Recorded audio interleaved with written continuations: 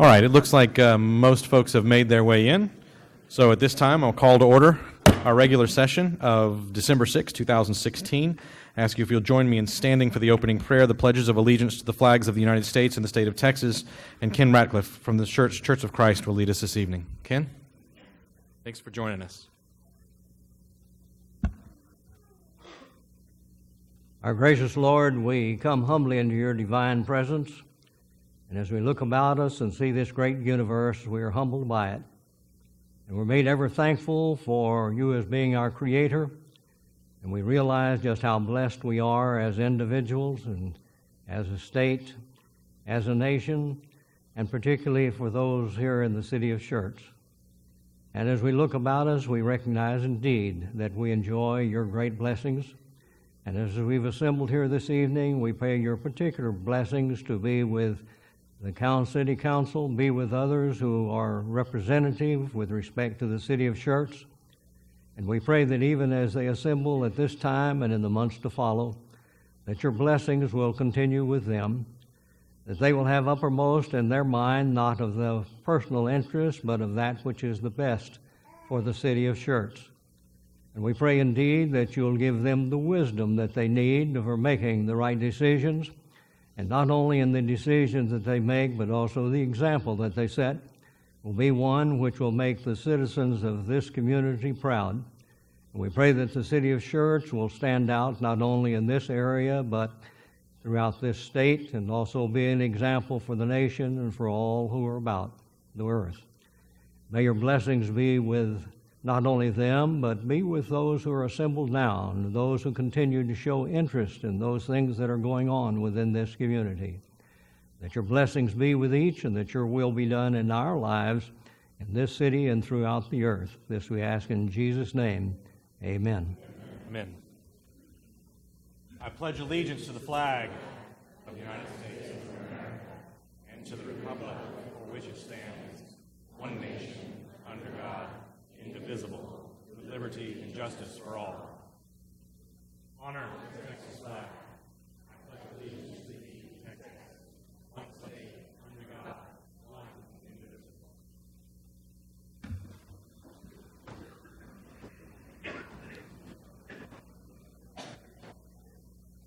Thank you, Mr. Ratcliffe.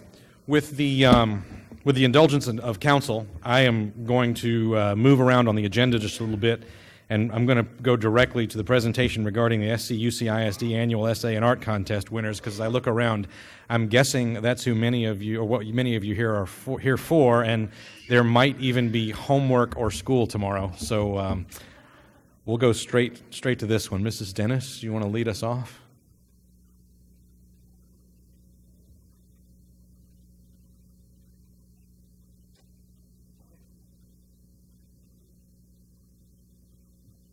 Good evening. Good evening. How are you?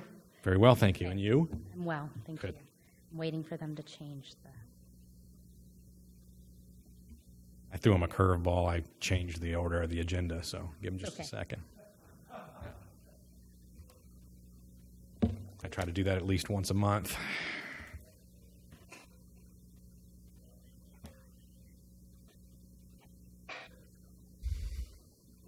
Good evening. My name is Becky Williams. I am the K-12 Social Studies Curriculum Coordinator for Schertz Cibolo Universal City ISD. Mayor Carpenter and City Council members, thank you for allowing us the honor and opportunity to award SCUC students who placed in the third annual SCUC ISD and Schertz Historical Society Art and Essay Contest. I would like to also thank all of the students, parents, family members, teachers, school and district administrators, and community members who are here tonight to support our students. This year, the theme of the Art and Essay Contest was Animals of Texas. Students were asked to create a piece of artwork depicting the animal they chose and to write an essay about the animal, the region of Texas it lives in, and its significance to the state of Texas. This year, we had 170 entries. On November 2nd, 2016, 16 judges made up of Schertz Historical Society members and Student Services staff came together to judge the 170 art and essay entries. Each essay was read by 4 judges who all used the same rubric dependent on the age group being judged. Each piece of artwork was judged by 16 judges each who all used the same rubric. Names and school affiliations were only on the entry forms, which are not available to the judges, to be able to keep the identity of students anonymous during the judging process. Then, the scores from the art and the essay were totaled together, and the winners were selected from the final total score. This year, we had 3 divisions, which had ties for second and third place, based on the total number of points received. We ask that all participants stay until the end of the award ceremony and join us outside afterwards to take a group picture. We will start with the Kinder division. When I call your name, please come to the podium to accept your award.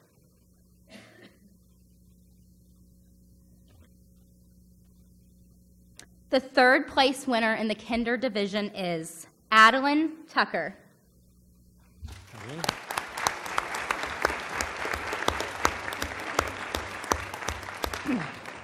She is a kindergartner at Watts Elementary School. She drew a barn owl.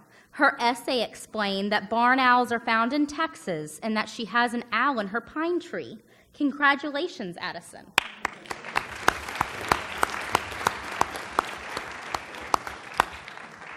The second place winner in the Kinder division is Marley Kias.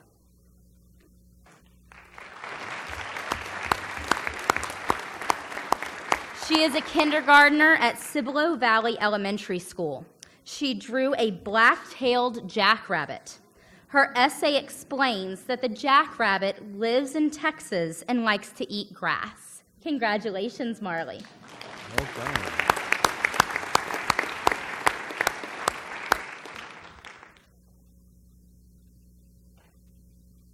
The first place winner in the Kinder division is Ethan Milan, who is a kindergartner at Watts Elementary School.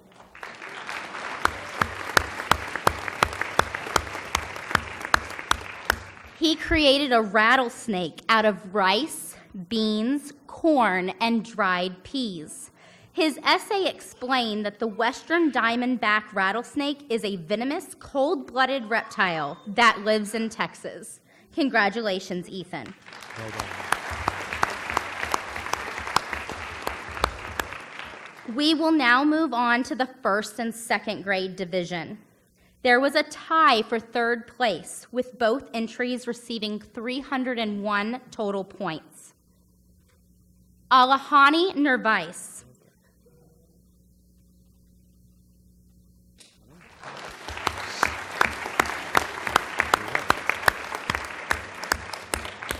She is a second grade student at Wiederstein Elementary School. She created an armadillo from a tin can and other media with a Texas flag backdrop. Her essay explained that the 9-banded armadillo cannot roll up like other armadillos can. Congratulations, Alahani.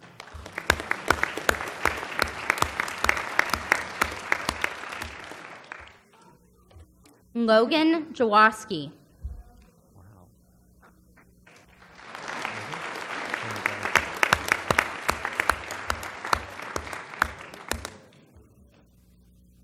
He is a second grade student at Pascal Elementary School. He created a roadrunner out of string. His essay explained that the roadrunner lives in the deserts of Texas and can run up to 20 miles per hour. Congratulations, Logan.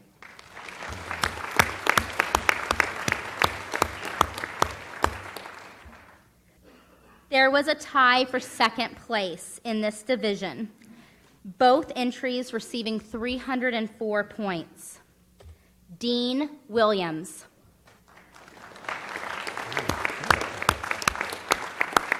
He is a first grader at Rose Garden Elementary School. He created a diorama of the habitat of the diamondback rattlesnake.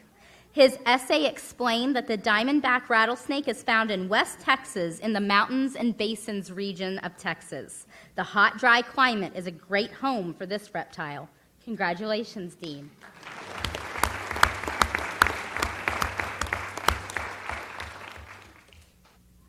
Shelby Williams.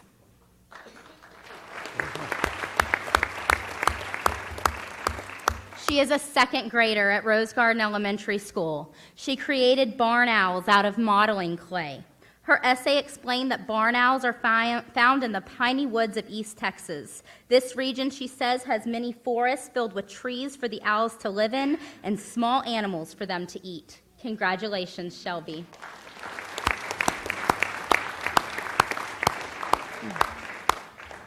The first place winner in the first and second grade division is Roberto Reyna.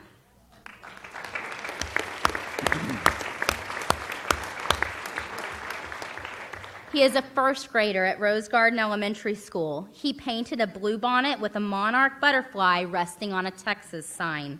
His essay explained that the monarch is the Texas state insect and that they migrate 3,000 miles each year. Congratulations, Roberto.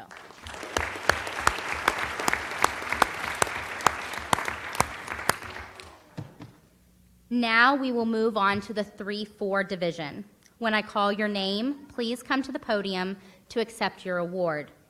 There was a tie for third place, with both entries receiving 275 total points. Our third place tie is with Deja Smith.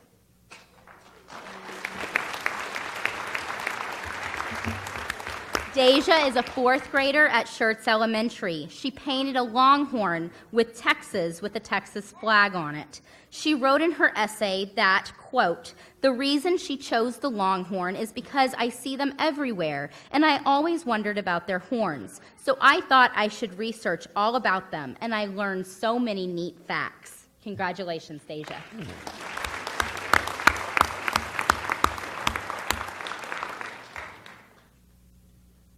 Allie Chevalier.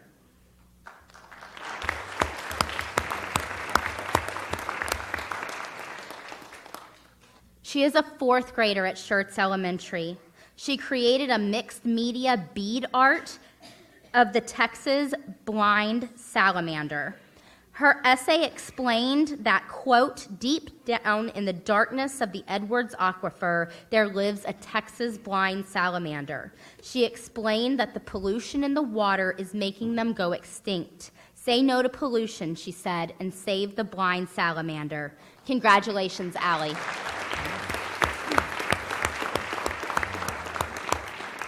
In this division, there was also a tie for second place, with both entries receiving 282 total points.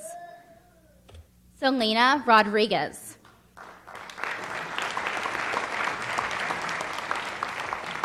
She is a fourth grader at Watts Elementary. She painted a cardinal. Her essay explained that she sees cardinals in Cibolo. She wrote, quote, "I was told a red cardinal represents those that passed away and went to heaven. Since her great-grandmother passed away, she has noticed a lot of red cardinals around her house. Quote, my mom says a red cardinal is a sign that it is my great-grandmother visiting and watching over me." Congratulations, Zelina.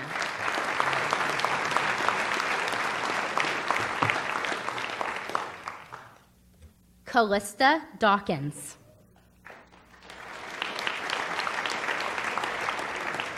She is a fourth grader at Pascal Elementary.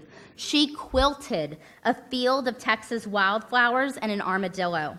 Her essay explained that the armadillo is the smallest mammal in the state of Texas. She wrote, "There is nothing like driving down a dark Texas road at night and seeing a silver blur dash across the road in front of you. That was an armadillo, a proud resident of Texas." Congratulations, Callista.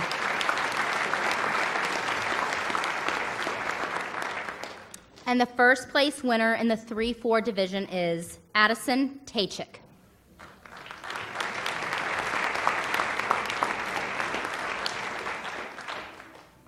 She is a third grader at Green Valley Elementary School. She drew a great horned owl. She explained that the great horned owl lives all over Texas. She added, "I like the owl because it is cute and it looks grumpy. I wish I had a pet owl. They have big toenails that I could paint pink." Congratulations, Addison.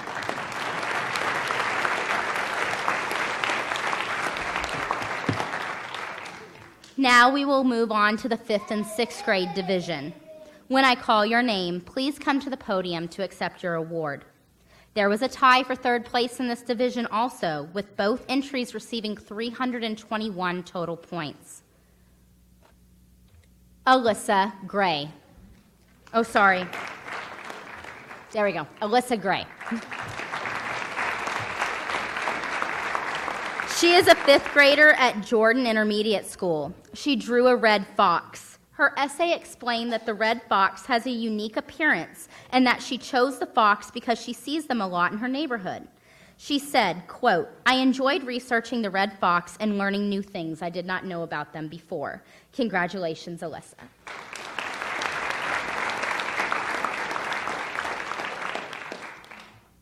And now, Idita Easton.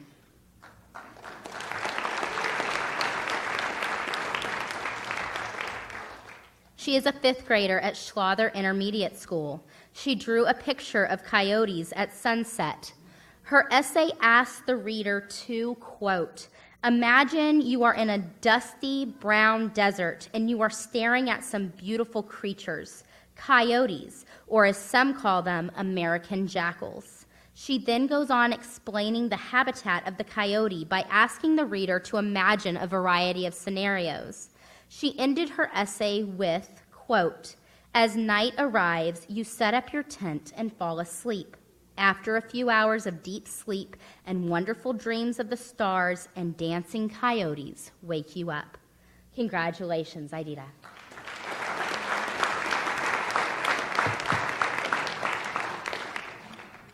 There was a tie for second place, with both entries receiving 336 total points.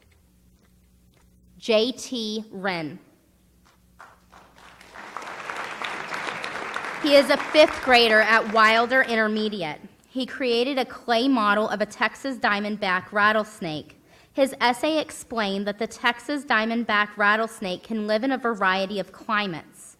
You can find Texas diamondback rattlesnakes in a desert, grassland, woodland, or riverbank. He said, "I chose this snake because I like snakes, and I think this snake looks really cool. Doing this research and art project have helped me to learn a lot about this snake, which I never even knew existed before." Congratulations, JT.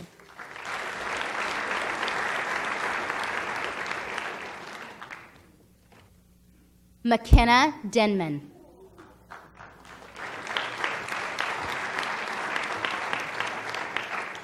She is a sixth grader at Wilder Intermediate School. She drew a longhorn in pastels. Her essay explained that the breed almost became extinct until 1927, when they gained popularity when the University of Texas adopted a longhorn as its mascot. She said, quote, "As an Aggie, that certainly isn't why I chose the longhorn. I chose it because that's what many people think of when they think of Texas." Congratulations, McKenna.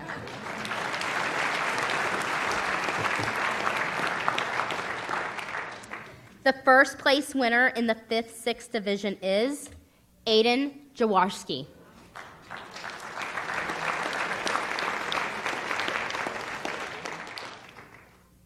He is a 5th grader at Wilder Intermediate School. He created a metal sculpture of a scorpion. His essay explained that there are 20 different species of scorpions that live in Texas. He says that I, quote, "I chose the scorpion because it is my favorite animal and it is tough like me." Congratulations, Aiden.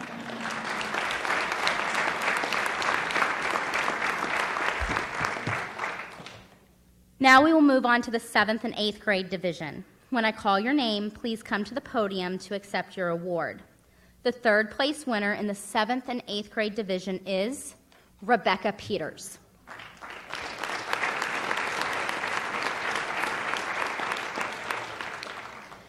She is a 7th grader at Corbett Junior High. She drew a picture of the nutria. Her essay told the reader that the nutria are extremely large, web-footed rodents that act more as aquatic animals than land animals. Nutria only used to live in South America, but have been domesticated and are bred in Texas. Congratulations, Rebecca.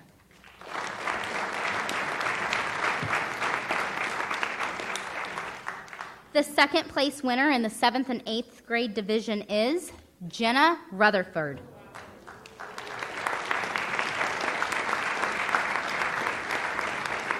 She is a 7th grader at Corbett Junior High. She drew a picture of the Texas jaguar. Her essay explained that the jaguar is endangered in Texas and is rarely seen in the state.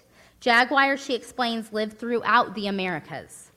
Its Texas habitat varies, but are mostly near water. Congratulations, Jenna.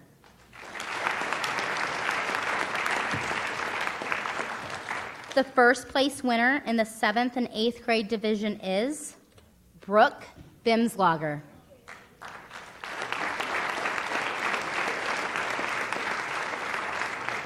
She is also a 7th grader at Corbett Junior High School. She drew a picture of a ruddy duck. Her essay described, quote, brown, black, and white with an extraordinary blue bill. The ruddy duck is an intriguing and beautiful water bird that can be found in Texas. The ruddy duck is one of the few waterfowl in Texas that stay year-round. She tells the reader, quote, the next time you find yourself near a Texas marsh or pond, keep an eye out for the gorgeous ruddy duck. Congratulations, Brooke.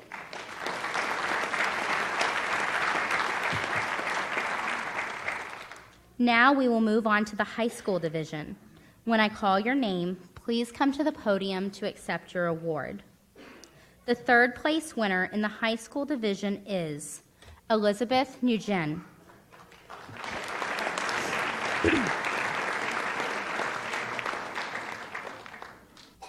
She is a junior at Clemens High School. She painted a 9-banded armadillo. She explained that the 9-banded armadillo is one of the 20 species of armadillo that exist. This species of armadillo lives in all parts of Texas except the Trans-Pecos region. She tells the reader, quote, I chose this animal because as a child I was fascinated by this creature when we discussed Texas symbols in 2nd grade. So when the theme of the art contest was announced, I immediately thought of doing the armadillo. I decided to do pointillism as the shell because the 9-banded armadillo is famous for its shell, and I wanted to highlight it with dots that played as colors and textures. She named the piece Andres the Armadillo Smelling the Bluebonnets. Congratulations, Elizabeth.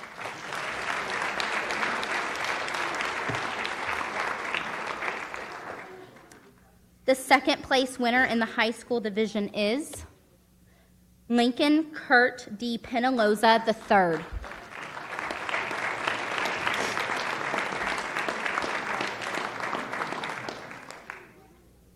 He is a senior at Clemens High School. He painted a West Indian manatee. He begins his essay by explaining that, quote, Texas is a state filled with history, heritage, and prominence. In order to preserve these important cultural aspects, conservationists have been working hard to protect Texas's legacy. He explains that the West Indian manatee has rare sightings in Texas as they migrate from the Caribbean or from the coast of Florida and South America. The West Indian manatee was considered to be an endangered species until recently. Fortunately, the threats were significantly reduced and their habitats improved. He concludes by saying, quote, the rising hope for the future of this species is a testament to the efforts and determination of conservationists and upstanding citizens and volunteers uniting to preserve one of the most charismatic and instantly recognizable species, which is what inspired and prompted me to choose this specific creature to represent the animals of Texas. Congratulations, Lincoln.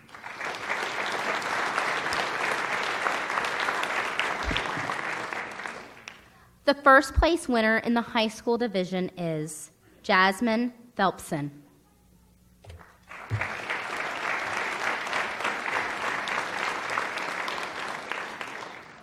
She is a junior at Clemens High School. She created a sculpture of the Texas ring-tailed cat. In her essay, she discussed that the ring-tailed cat is a small, cat-sized member of the raccoon family. Ringtails can be found all across Texas, but tend to live in rocky or woodland areas that are near water. They are not often seen by people as they are nocturnal and are often mistaken for raccoons when spotted. She said, quote, "In this project, I wanted to show people that there is more to Texas than what we usually think. Sometimes we get so entrapped by what we think Texas is like that we forget to open our eyes to new information.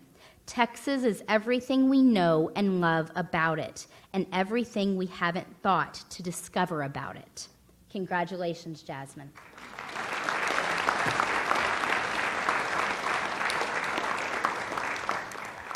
Again, congratulations to all winners. Thank you to all parents, to you, Mayor Carpenter, to you, councilmen and women. We truly appreciate your time and for letting us be here. We are asking those who participated this year to consider participating next year in the 4th annual Art and Essay Contest. For those who were just announced as winners, if you would please meet us in front of City Hall so that we can take a group picture.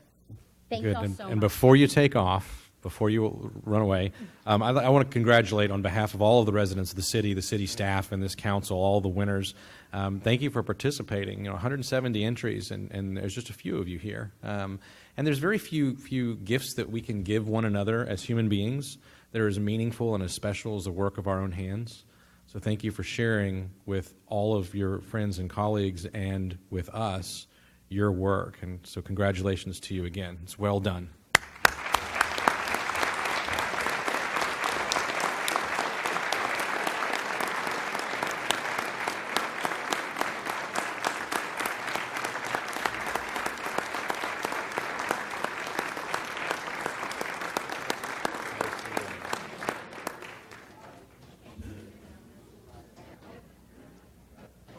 We're going to have about a 5-minute recess while everybody works their way out for their photograph.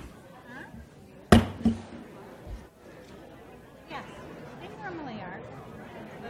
The bases so that they stand up.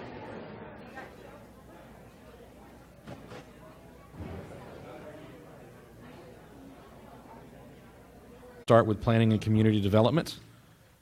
Who do we have this evening presenting? Is it Mr. James or Mrs. Wood?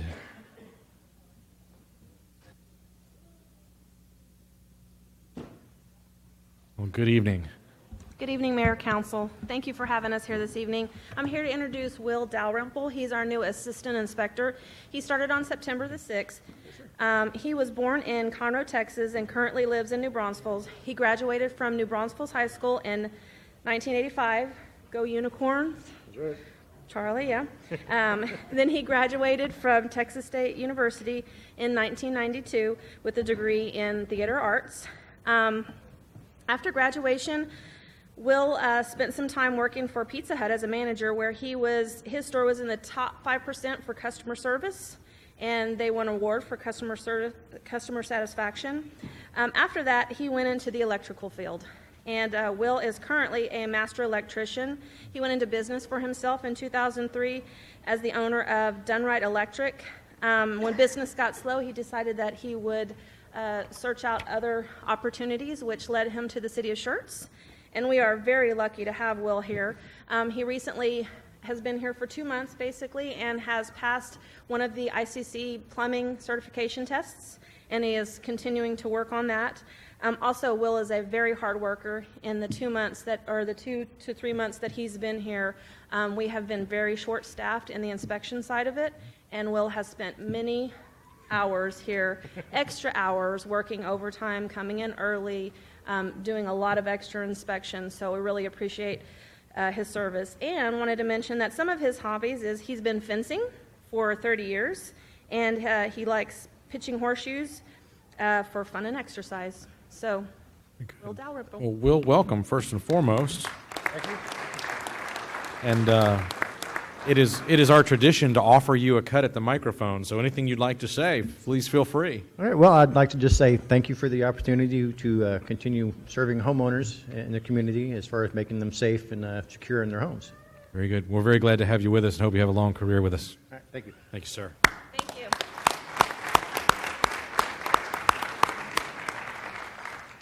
All right, next on the list, library. We have a part-time circulation clerk and a part-time library page. Mrs. Ulhorn, good evening. Council. It's my pleasure to be here this evening to introduce our newest members of the library family. I have with me Courtney Simchek-Mertz and, where did Steve go? Right here. Steve Talo. Courtney is our newest part-time library clerk 1. So she's been working at circulation and the adult children's information desk, learning how everything works. Steve is shelving books for us at a fast and furious rate. As quickly as they come in, he's putting them back out on the shelves. Courtney was born in Albuquerque, New Mexico. She moved around as a child. Father was in the military, and like so many others in this community, moved all over the place, but came back. Her family settled in Seguin, and she graduated from Seguin High School and then attended Texas State University, earning a BA in creative writing and a minor in art and design and honors studies. She was a Girl Scout, that's right, which you probably didn't know that I've been a Girl Scout for a long time too, so yay. She's been married almost 11 years to her husband, Willie. They actually live in Seguin also right now, and she has what she tells me are 3 very spoiled feline fur babies. So I think Mr. Kessel can understand how that goes. He has a couple too. Courtney comes to us with a really keen desire to learn all there is to know about the library world, because she's confided to me that she's interested in going back for her master's and perhaps in library science. So we're very happy to have her with us, and we're busily trying to teach her anything she wants to know about. So, Very good. Welcome. Steve came to us through volunteer work. He started volunteering with us a few months ago with shelving items. But before he retired from his career and came to us through volunteer work, he, Odessa? Is that what you said your hometown is? Yes. Born in Oklahoma, but hometown is Odessa, Texas. He attended Texas Tech for a little while and then graduated from UT Arlington, earning a degree in business administration. Moved to the big town of Houston, went to work in an auxiliary oil industry company doing warehousing, inventory control, all of those things. I think books are not that much different. They all have their place. So, but when he retired, or they moved to San Antonio, and he started working for an eyewear company. They're also doing very similar work, but then retired, moved to Schertz, and started volunteering with us, just like I said earlier this year. He is married to his wife, Victoria, has 1 son and 3 grandchildren, and he tells me that they like to go on day trips in the surrounding areas, seeing all the new things that they can see around here. And I learned something today that I did not know before, but he says one of his longtime hobbies is riding motorcycles. So I have not seen any Harleys in the parking lot, but I'm not sure when. Is that what you have? Yeah, well, no, I wish I did, but no. So please, I'm very, very happy that you both are with us. So thank you for letting me come and introduce them to you today. Well, welcome to both of you.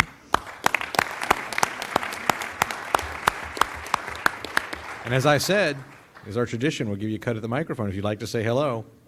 It is not mandatory. It's as you wish. I just want to say thanks for welcoming.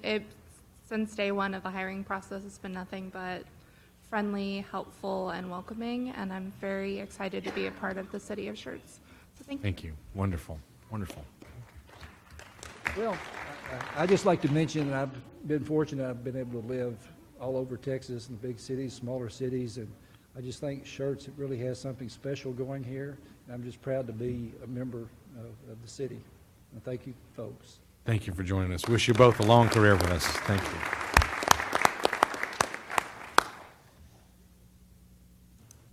All right, the next thing we have on the agenda, we have a presentation this evening. Mr. Kevin Harmon's going to join us.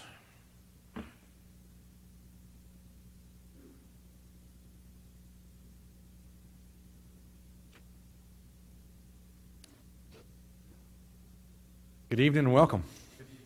Thank you. Before I begin, I'd like to thank the council for allowing me to speak this evening. I'd like to thank Schertz City Secretary Brenda Dennis for meeting with me, hearing my idea, and adding me to the agenda this evening. Also like to thank Deputy Secretary Donna for designing the certificates of recognition for these outstanding individuals. And I'd also like to thank Captain Chris Meek of the Schertz Fire Department, who provided me essential information for this letter I'm about to read.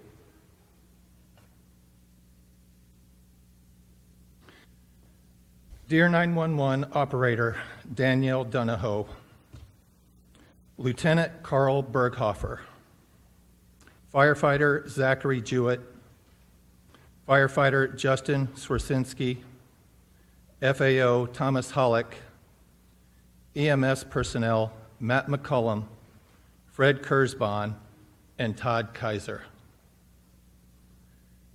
In February of 1968, AT&T established the three-digit number 911 as a recognized emergency code to be used in the United States of America. According to the National Emergency Association, as of August 2016, over 240 million calls are made annually to 911 operators in the U.S. Over 70% of those calls originate from cellular telephones. My wife, Colleen, recently made one of those calls to your department. On the evening of October 18th, 2016, 7 weeks ago this evening, I was cutting a piece of hardy backer board for a tiling project that I was working on at my home. Somehow, the 7¼ inch electrical circular saw with an 80-tooth blade installed that I've used many times on numerous projects got away from me and ripped through the top side of my right forearm. In a split second, I suffered what I would later learn was a level 1 trauma injury. I yelled and I ran into the house calling my wife, leaving a long trail of blood behind me. Immediately, the scene in my kitchen was frenzied chaos. My shirt was soaked in blood, and the dish towel I grabbed to cover my arm quickly became soaked in blood too. At this point, neither Colleen nor I knew the extent of the damage. However, the look on Colleen's face told me that she was scared, if not terrified. At 8:07 p.m., Colleen hurriedly called 911 from her cell phone. A calm yet reassuring voice belonging to 911 operator Danielle Donahoe answered. Colleen frantically explained to Danielle what had happened to me, and while Colleen was panicked, Danielle, you didn't miss a beat. You quickly but calmly walked Colleen through a few steps to take regarding my condition. Colleen put her phone on speaker so she could listen to your advice and have two hands to attend to me. At one point, I remember Colleen excitedly asking you, please, tell them to hurry. He's beginning to lose color and is turning pale. I heard you assure Colleen that help was on the way and should be at our house in approximately 2 minutes. You next informed us we should now be able to hear sirens, and that meant that help was now only 1 minute away. Your next update was that the fire department was now on our driveway and would be entering the house any second. At that very moment, the members of the Schertz Fire Department came through our front door announcing their presence. Danielle, you kept Colleen engaged in conversation, encouraged her to stay strong and to stay calm. We would both like to thank you for your professionalism in making our call and situation your number one priority. Thank you for talking to us and letting us know what was happening, what we could expect, and when to expect it. Because you were calm and kept us informed, we too stayed calm and were able to wait patiently for help to arrive. To firefighter Justin Swersinski, also known as Alphabet. During what I felt was a whirlwind of confusion taking place, my mind now numb, You came in and immediately took a knee at my left side as I sat on the floor bleeding. You looked me in the eye and said, "We are here to help you, and we're going to do everything possibly we can to help you. Just stay with me." You stayed by my side, you talked to me, you kept me alert and my mind in the moment. When I was tempted to look away and took to the right to see what was going on, you wisely called for my wife to join you. You said, "Colleen, why don't you come over here with me and talk to your husband?" You strategically placed Colleen over your left shoulder, right in my line of vision. At this point in the timeline, I admit I was feeling dizzy, beginning to drift, and feeling somewhat disconnected from the situation. Placing Colleen when and where you did was a brilliant move on your part. Again, it kept me in the moment, and seeing Colleen gave me hope. Thank you for thinking so quickly and continuing to assure me that I had the best possible people working on my injury.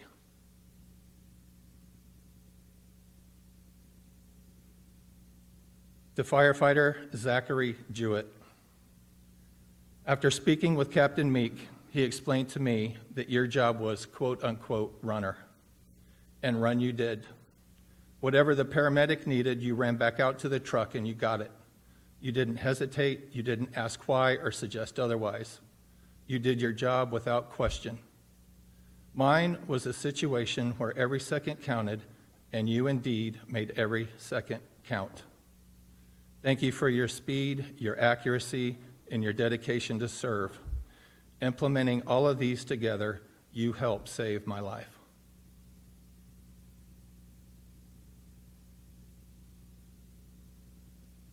To FAO Thomas Hollick. When you knelt down in front of me wearing glasses with bright yellow lenses and it was dark outside, I thought to myself, this is the right man for this situation. You began by asking me a few questions, and you then went immediately to work. You walked me through what you were doing, what you would do next, and why.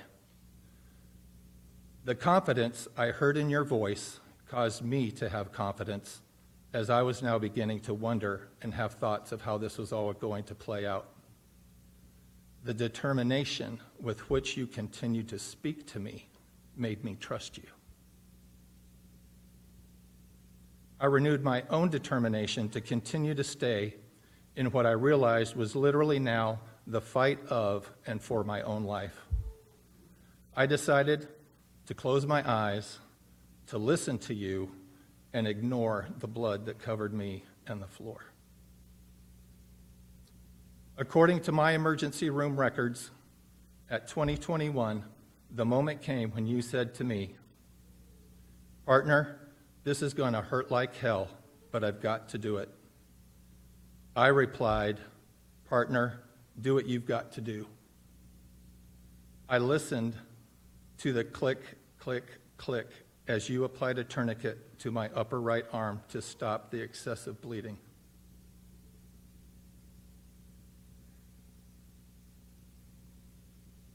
An hour later, during a second conversation with attending SAMC emergency room surgeon, Captain Johnson, my wife asked him, "Is this still a life-threatening situation?" Captain Johnson replied, "No, the tourniquet saved his life." FAO Hollick, thank you for your exceptional analysis and decision-making process. Thank you for not hesitating. Thank you for following and listening to your training and your experience. Thank you for doing what had to be done in the middle of an ugly, bloody, and extremely stressful scene. Thank you so much for saving my life.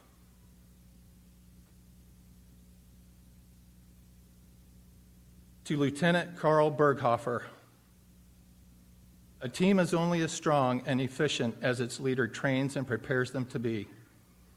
FAO Hollick, Firefighter Jewett, and firefighter Swazinski executed their duties flawlessly due to your leadership. Each one of these men is an exemplary reflection of your own personal and professional excellence. To EMS personnel, Matt McCollum, Todd Kaiser, and Fred Kurzban, I would like to express my most sincere appreciation for your efforts. Thank you for getting me quickly and safely to SAMC. Thank you for your communication with the hospital prior to our arrival. You provided a full account of the nature of my injury and my current condition. This allowed the SAMC emergency room to be fully staffed and prepared for me. I remember as the ambulance backed into its parking spot and the back door swung open, I looked. On the other side of the SAMC emergency room glass, I could see what I estimated to be at least 15 doctors and nurses awaiting for my arrival. They met us at the door, they surrounded the stretcher I was on, and took over the minute I was brought inside. Thank you so much. Because of all of you, I stand here alive before you this evening. Thank you for doing what you would say, just doing my job. Because you did your job, the impact of what you did that night reaches far beyond Schertz, Texas. Colleen and my families are unable to be here, though they send their thanks and heartfelt gratitude. Our daughter, Michaela, 20, in Delray Beach, Florida. Our daughter, Mariah, 18, a freshman at UT Tyler. My 83-year-old mother, Joanne, in Tucson, Arizona. My brothers, Jerry and Craig, and their wives, Nan and Myrna, also in Arizona. My mother-in-law, Agnes, in Melbourne, Florida. My sister-in-law, Julie, her husband, Steve, and their 3 children, Carly, John, and little Mallory, also in Melbourne. My sister-in-law, Dr. Karen Kalashon, her husband, Rich, their 2 daughters, Violet and Chloe, in Richmond, Virginia, and my sister-in-law, Paulette, her husband, Jeff, and their son, Barron, in Hoboken, New Jersey. The impact of your service does not stop there. Our co-workers and friends and neighbors are who Colleen and I consider to be an extension of our family. Some of them are here tonight and would like to honor you and say thank you as well. If you're here and part of my group, would you please stand and give these people a round of applause?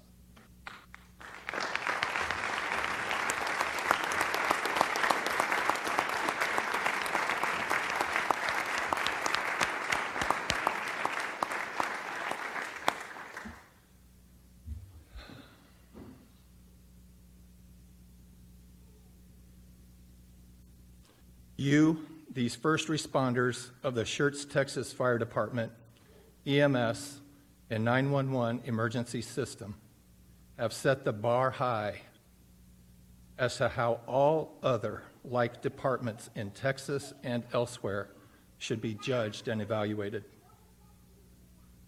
The few moments that our lives intersected will have lives-long impact. My family and I will forever be grateful for what you did for us on October 18th, 2016, and we will never forget. I can assure you, all of the residents of Schertz, Texas, are blessed and beyond fortunate to have each one of you and your expertise available to them should they ever need it. Very sincerely yours, Kevin Harmon.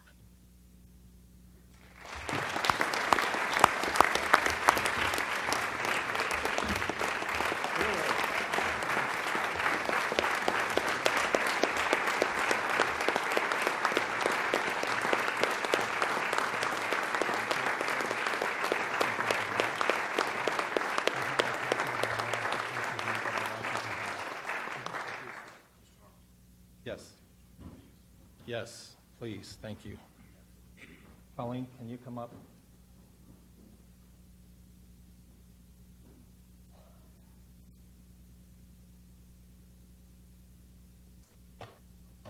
Carl, thank you very much. Appreciation for what you did for me that evening. Thank you so much. I have a copy of the letter that I'd like to give to you. Thank you. Miss Danielle. Thank you so much. Fred Kurzban. Thank you so much.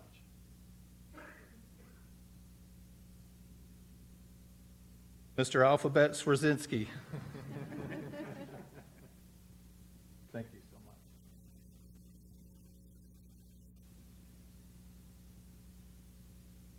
Mr. Matt McCullum. Thank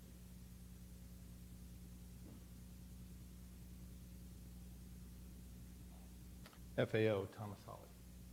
Thank you so much.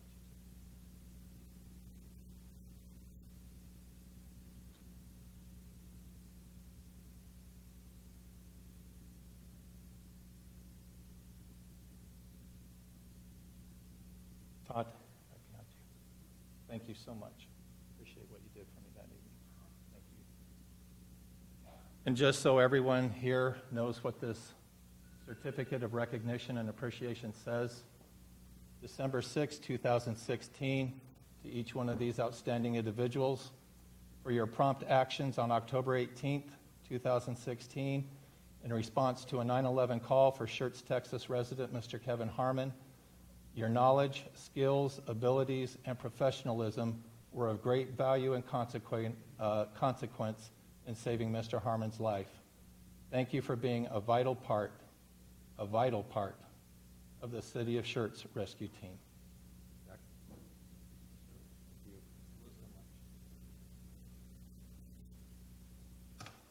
Thank you. Thank you so much.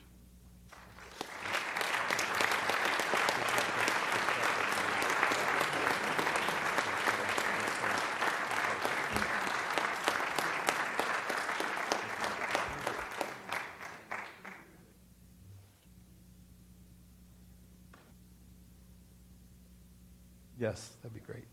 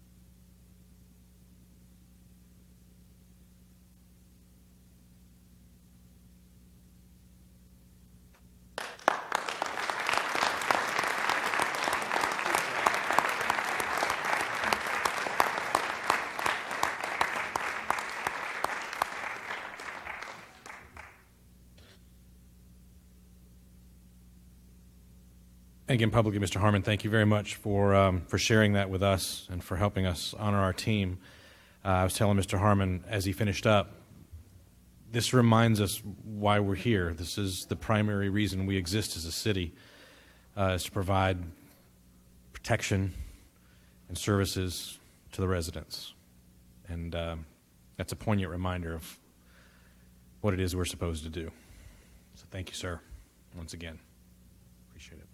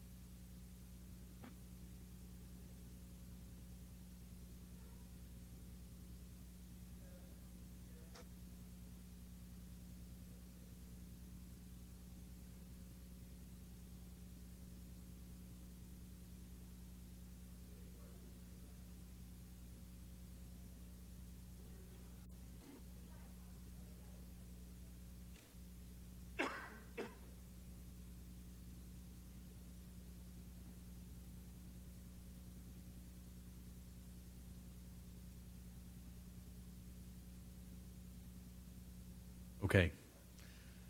Heck of a first hour. Good stuff. Next item that we have on the agenda this evening, we have a presentation from the Schertz Parks and Recreation Foundation regarding awarding grants to the BVYA, the YMCA, and the City of Schertz, as well as presenting a design idea for a mural at Pickerel Park Pool and an update on the status of the foundation.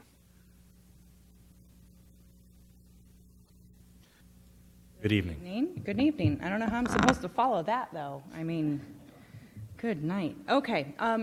Thank you and good evening. My name is Lacey Smith. I am a member of the Schertz Parks and Recreation Foundation. I'd like to introduce the rest of the members, or most of our members we have. We have Eddie McNew, Jacobs, Johnny Bierschwal, Kevin Mayfield, Yolanda Suarez, and Amy Quisenberry. We would like to thank everyone, first off, for letting us have some time to do our presentations, Mayor and Mayor Pro Tem and council members. Thank you very much. We would like to let you know that the mission of the Schertz Parks and Recreation Foundation is to host several events here in the city, mainly the Jazz and Blues in the Park in April, the Schertz July Jubilee, and the Schertz Fest barbecue cook-off that we hold in September.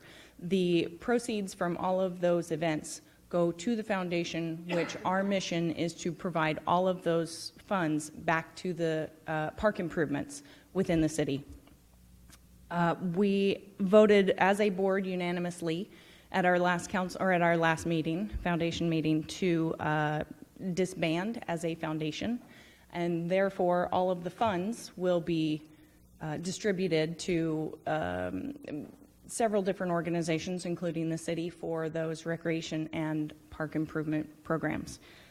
One of which is a pool mural that we have been working with the YMCA to design and organize. Let's see if I can get here. The existing mural that is at the park has been there for close to 10 years, and it was painted by a group of high school art students from Clemens High School.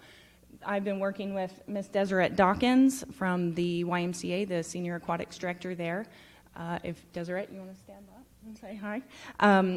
We were actually working to update the existing mural.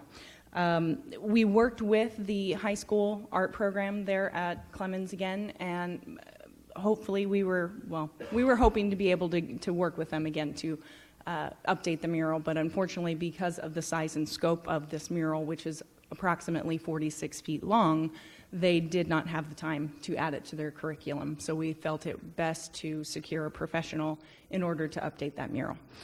We have secured the talents of Brittany Tradup, who is a local muralist who lives here in Schertz. She is also known as the Mural Mom and has done several different murals here in the area.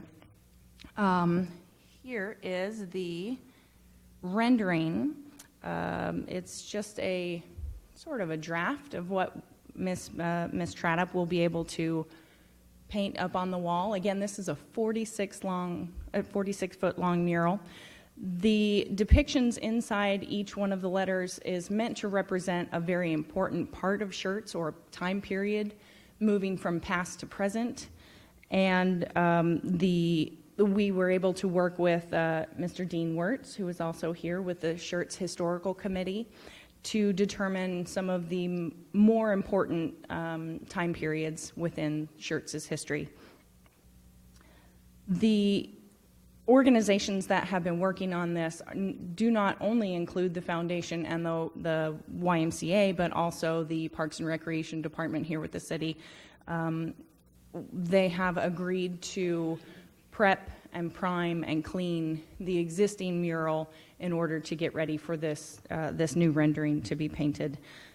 Now, just looking at that mural, you may not understand some of the significance of each one of those images, which is why we will be printing and having placed on the mural or near that logo wall a QR code, which will then lead that the patrons of the pool to a link that will explain the importance of each one of those images within the mural. Hopefully, we can also get a link to each one of the organizations that have been involved in this mural, including the city, the YMCA, and hopefully we can get the book that Mr. Wirtz was able to put together of the history of Schertz added to that link. The mural will be completed sometime after the pool cleaning, which is beyond the final date of the foundation's existence. So therefore, we have decided and awarded a $5,200 grant to the YMCA specific to this project, which they have graciously accepted. And we are hopeful that the completion of there are additional murals in that, or additional walls in the within the pool area that also need to be addressed. So we're hoping that we can provide the funds in order for that to happen. And we would like to present a check to Ms. Deseret and Freddie from the YMCA in that amount of $5,200.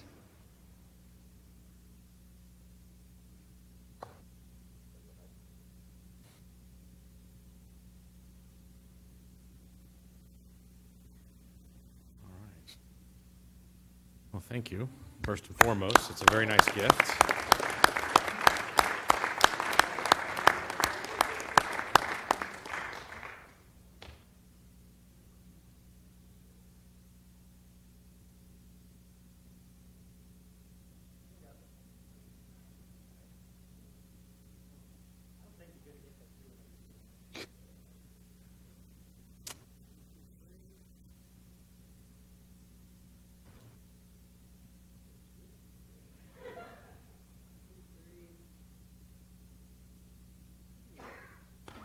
Very nice.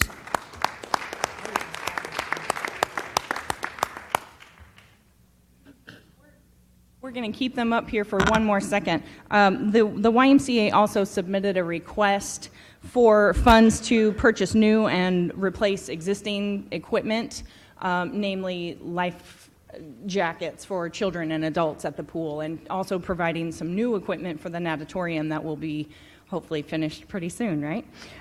So the foundation was glad to award a $10,000 grant to help provide for these purchases. So we'd like to also submit that for you as well. Yeah, please. The YMCA does so much for our community, and we just wanted to be able to contribute to that and help out in that way.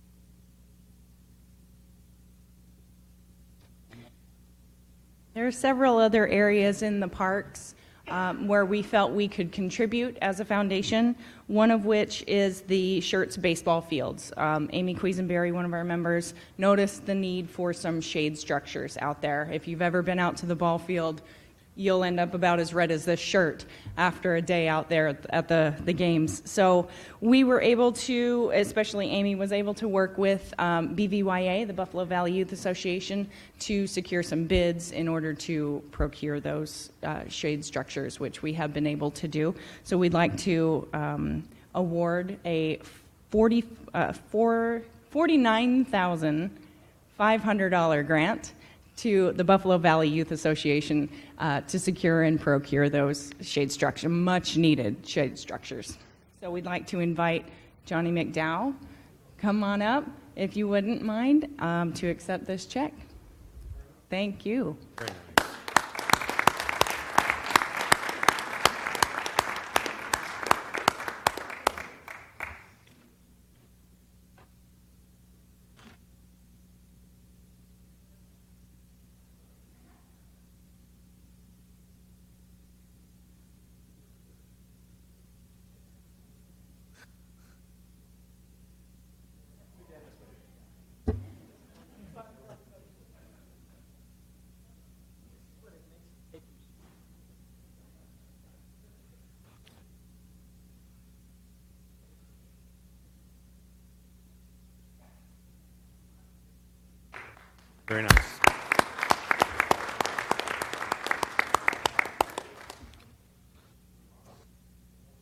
I know. And last but not least, as long as I have been a foundation member, we have been trying to get a bathroom built at the community playscape, and the Parks and Recreation Department was recently successful in securing a $20,000 grant through the GVEC, which you all know.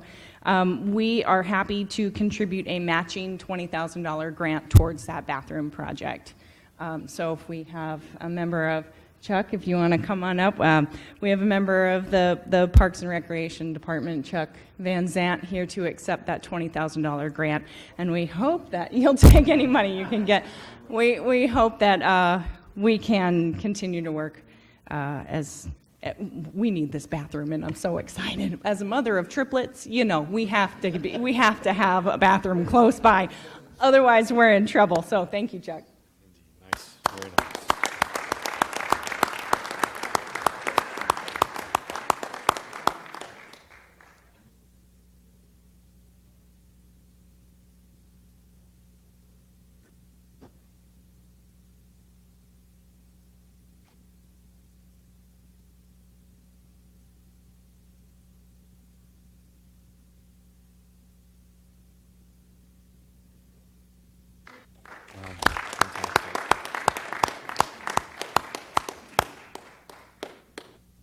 Just in closing, we would again like to thank the City of Schertz, the employees, the parks, the police, streets, everyone who have helped host and plan our events and help us to make them very successful. And especially we would like to give a very big thank you to Mary Spence and to Natalie Keeney, who have been instrumental in helping us pull these events off and doing them so successfully. We feel that the events have become part of Schertz, and we know that the city and its community really look forward to them, and we hope that the city will continue to serve the community and its members by keeping these events going and for the citizens and for the surrounding communities, because we draw in quite a few of other residents and other neighbors. So we are thankful for the opportunity that we had to serve on the foundation, and I personally will miss it, but hopefully we'll have some good things on the horizon. So thank you very much for your time and attention. Thank you all very much, and Thank you. for serving. Thank you.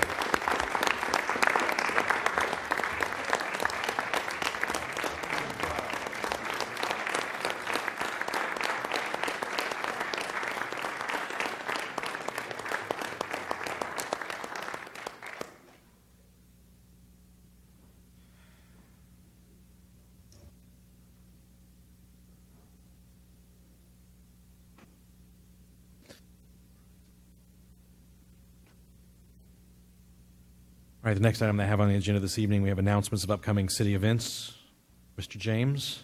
Thank you, Mayor. A couple of things, or a number of things. Just a reminder to folks, this Thursday, December 8th, we are having the Holiday Appreciation Lunch for employees. Thank you, Mayor and Council, for hosting that. Again, we'd ask folks in support of the Blue Santa program to please bring an unwrapped toy to donate. Again, that's Thursday, December 8th at 11 a.m. Also Thursday at the same time, so you got to pick which one you want to do. Northeast Partnership meeting at Olympia Hills Golf Course and Conference Center. That one starts at 11:30. Saturday, December 10th, is the next in the series of movies in the park. This one is Elf in the Park, and that'll feature the movie Elf, as you might expect. It starts at 6 p.m. Refreshments will be available for purchase, I assume, from the 4 food groups that are out there. Chuck, what are those 4 food groups? Candy corns.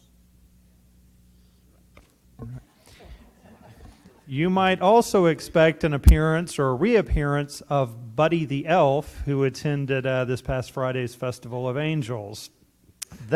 Seeing that in and of itself is worth attendance. Tuesday, December 13th, a week from tonight, we will have another city council meeting. Thursday, December 15th is a First Responders Appreciation Breakfast. That's going to be at Legacy at Forest Ridge. They're going to show their appreciation for our first responders with a complimentary on-the-go breakfast from 8 a.m. to 9 a.m., and that's at 5001 Schertz Parkway.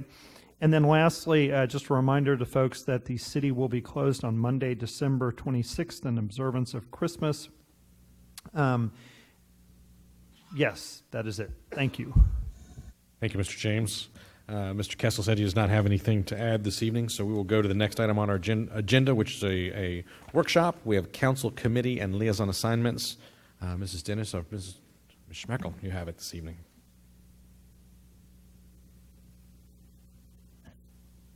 Good evening, Mayor and Council.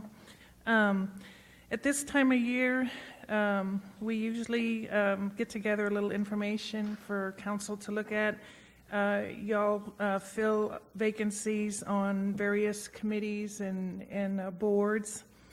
And so in your packet, we supplied a briefing on just like a paragraph on each board. Didn't want to overwhelm you there. So tonight is actually just a workshop, so there's no action for you to take. It's just something you need to talk about and look at your packet and see what kind of boards you might be interested in serving on as a liaison. We only have vacancies actually on 5 of the 11 that we listed for you. Animal Control is one. The Sweetheart Advisory Group is another. Schertz Housing Authority, SSLGC, the Schertz Seguin Local Government, and the Interview Committee. Those actually have vacancies right now. But we also gave you some information on the 6 that did not, for the simple reason that some of you that may be serving on those boards, maybe you might want to change and transfer to a different board. And those are the Cibolo Valley Local Government Corporation, known as CVLGC, and then the Lone Star Rail District. Now that one is currently inactive, but it may come to life again. We're just not sure. We don't have any data on that right now, but we put it out there for you to look at and be aware of. Then there's also the Audit Committee and the Investment Advisory Committee and the Hal Baldwin Scholarship Committee, and then last but not least, the TERS Board. So again, your job is really to discuss it among you and figure out who might be interested in serving where. And I'm sure a lot of it's going to depend maybe on your availability, because we have a lot of people that have jobs to go to during the day. So that could be a problem. Like, for instance, Animal Control, they actually meet in the middle of the day. They usually 12:30 or 1 o'clock at the shelter, but you know, if you're working a job, your day is broken up. So that's kind of a toughie. Some of them don't meet hardly at all, you know, maybe 2 or 3 times a year, but others will be like once a month. And so it's going to depend a lot probably on your schedules as well as your interest. But that's really all I have. It's up to y'all to discuss and figure out what you might like to do. Very good, thank you, ma'am. And it has been the habit of council, whenever we have an election and have new members, to offer up to the new members an opportunity to serve as a liaison to some of these organizations. I, for one, would be happy if there's interest from the membership in serving on any of the ones that I serve on, in vacating that role and allowing you to do that if it's something that you're interested in. And again, we don't have to make a decision on that this evening. If you have questions about when they meet or when or what they do, et cetera, it's not terribly time sensitive. We have some time to discuss, but I'll stop now. And if there are any of you that have any strong feelings or immediate knowledge of where you'd like to serve, I'd certainly entertain hearing that, and then let Ms. Schmeckel start to write down some notes. Anyone right away? Mr. Crawford? Sir, I'd like to know the sort of the formality of, do we talk to you, send you a note, send you emails? How do you know what I want to do if I don't tell you, is basically the question. I would suggest that the best thing to do is to send a note to Ms. Brenda and Ms. Donna, and they will coordinate everybody's responses, and then come back to you and say, hey, no one decided to ask to do that, so you're in if you wish to do so, or we got 3 people that want to do this, and then we can come back and look at that list and kind of make a decision at our next meeting. Thank you. Or whenever's convenient for y'all. Thank you. We'd like to shoot for maybe the 20th of December, if that's not feasible, then, we'll push it to the first meeting. At the January, maybe January. But, reach out to us if you have any questions. Of course, Mr. Kessel is a good contact as well. The mayor's a good contact for some of these. So, we want to try to maybe do this or mull it over, and have some time to come back maybe in the beginning of the year. So give us your feedback, and we'll look to placing something the first of the year on the agenda. Mr. Edwards? Mr. Mayor, do you, with SSLGC, do you think that we should place someone rather quickly with that, with all the regulations and things that are happening with that? There is work to be done there. It is ongoing. And it does require a trip to Seguin. What is it? Is it once a month? It's middle of the day. So Sign me up. Mr. Crawford said he'd be happy to serve. So anybody else really want to do that one, or are you good with Mr. Crawford serving? But that doesn't make me a final person necessarily, but Oh, we're going to get you signed up right away. I'm happy to be that. We're going to let you know when the next meeting is. I'm not trying to ace out anybody else. I might have an interest either, and y'all can decide. Understand. Could we make? We won't Ms. finalize Dennis anything till next week. How about we make that? the city secretary office the focal point to send information, and the rest of you more experienced folks, the ones to maybe ask questions, see if we need to. Very good. Thank you. All right, we have our first. Bill would like to be signed up for that. And Mayor, the Schertz Housing Authority, that's your appointment, so you get to appoint somebody. Gotcha. Okay. Very good. Anyone else right this minute, or are we good? Mr. Gutierrez? Yes, Mr. Mayor. Brenda, go ahead and I will volunteer for the animal control. I still have a lot of time available on my hands, so there's other committees I will consider also. Dr. Kaiser?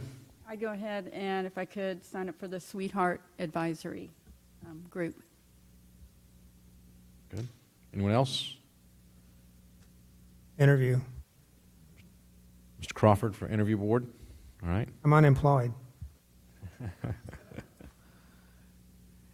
And again, if you just want to send a note. Mr. Davis? Yes, if you could sign me up for the interview, or put me in for an interview, as well as the housing board. All right. Any other immediate volunteers? All right, if you have other ideas, please email Brenda or Donna over the next week, and then we'll work to finalize this over the next few weeks. Again, it's not hypercritical that we get everything completed this evening or even next week. Just we want to get folks in place and make sure we're covered. Yeah, Mr. Edwards? I'd like to encourage the other council members to please consider some of the tougher positions, and I'll tell you why. The more you get your feet wet, the more you learn. Schertz Seguin Local Government Corporation is one of those things where you can learn a lot about the water supply, what's going on in our community as well. Just consider that. I mean, I know the Sweetheart is kind of the ladies take care of that. Mary, those guys do all that for us. But if you guys would consider some of those tougher positions and be available for those are it's really important to get in and understand what's going on. How many people do you want on each group? Most of them, it's a single individual. However, I'll tell you, if you want to, if we want to adjust that, change that to the liking of this council, it's a purview of this council to do so. There's a few where there are actual appointments. For example, the Tax Increment Reinvestment Zone 2 board is a limited board that has appointments made by the San Antonio River Authority, the city of Schertz, and other entities, so there's limited numbers there. But in many of these, if multiple people want to participate, we can arrange for that. And I would encourage, while I've been sitting on the Tax Increment Reinvestment Zone 2 board now for a number of years, a lot of the work we've done up to this point has been ministerial in nature. There hasn't been a lot of development because it's really around the Crossvine and Sedona area.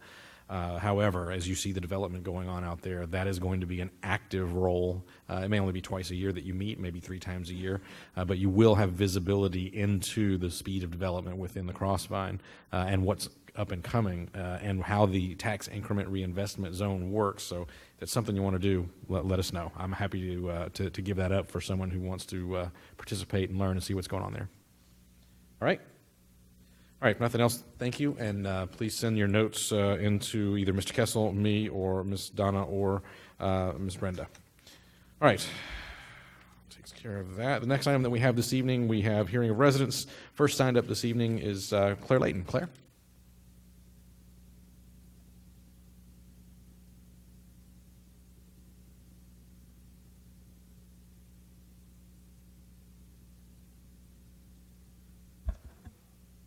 My name is Claire Layton, 12231 Lost Meadows Drive, Schertz, ETJ.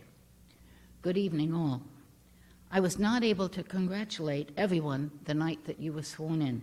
So tonight, on behalf of the GLF, I stand to offer our congratulations to all of you and to wish you the best as you start your new terms of office. I think the mayor said it well when he made the point that in an era where many people just complain about government, those few who are willing to step up and participate makes you very special people. You were elected because you're FOSs, Friends of Schertz.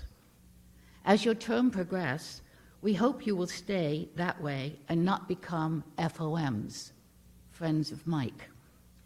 That does not mean we advocate discourse. On the contrary, there must be a collegiality for a group to function. However, this is the most diverse council we have seen in years, and you all have multiple talents and expertise. Several of you have served on various boards and commissions, which means you come to this position with the necessary background and experience, both of which will serve you well. Stay FOS. It is not the role of the mayor to be a sheep herder, but to create an environment where the city can capitalize on all your ideas, talents, and perspectives. That serves him well because when the city does well under his leadership, when good things happen, he gets the credit. But more importantly, it serves the citizens well. So, with the new and expanded council, the GLF is looking forward to great things coming from their government. Again, best luck, good luck, and congratulations to all of you. Thank you. Thank you. All right, also signed up this evening, Maggie Titterington. Maggie? Good evening, Council. Oops, sorry about that. There we go. Well, this seems to be the day of awards and monies being given and checks, and I know some of y'all were present at the luncheon. We had the results of our golf classic, best golf classic ever, and we were able to award $20,000 to the school district today, and 2 checks of $10,000 each, one for Steele and one for Clemens DECA program. So they actually had the students out today, and one of the DECA presidents had a very quickly spoken but really well spoken speech, but they were pretty overwhelmed. They have had more DECA students sign up this past semester. They have 80 in their class, and usually it's about maybe 20 or 30, so they were actually worrying about how they were going to be able to afford for them to go to competitions, and they were overwhelmed. So it's not due to me, it's not due to our staff, it's due to the generosity of all the membership and the businesses in the community. So there was about 70 of them present. It's a huge picture. We're going to post it on Facebook, but it was awesome. So I'm going to interrupt you. Well done. Thank you. Thank you. I have awesome members.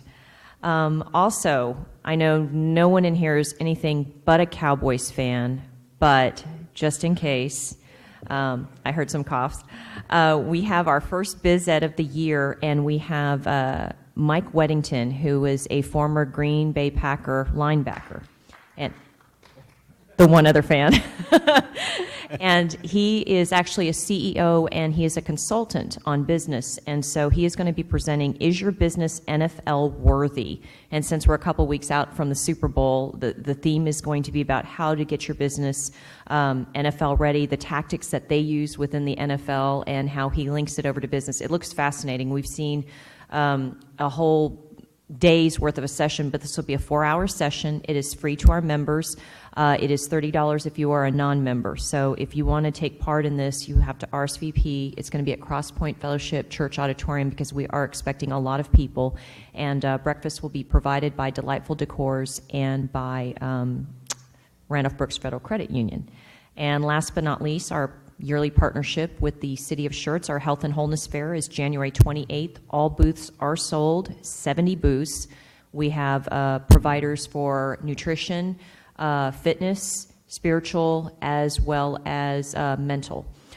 So you come on out. It's free admission. It's from 11 to 3 p.m. And we're very excited. It's our 5th year doing it, and each year it gets bigger, but I think we're pretty much at capacity, so we may have to do a traveling thing, maybe go to the community center, maybe go to somewhere else, maybe have a 5K, I don't know, but Mr. Kessel and I will talk. Thank you. Thank you, Maggie. All right, next thing we have on the agenda, we have the consent agenda items. The first item on the consent agenda are the minutes, consideration or action regarding the approval of the minutes of the regular meeting of October 25th, 2016, and the minutes of special meeting of November 21, 2016.